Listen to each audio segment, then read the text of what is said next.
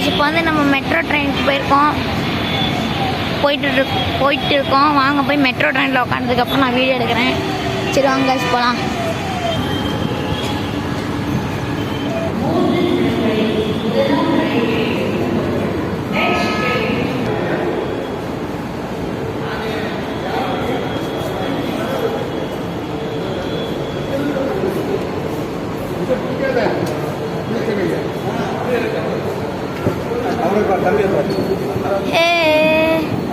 Hello guys, இப்போ வந்து நம்ம எக்ஸலேட்டரில் போயிட்டுருக்கோம்.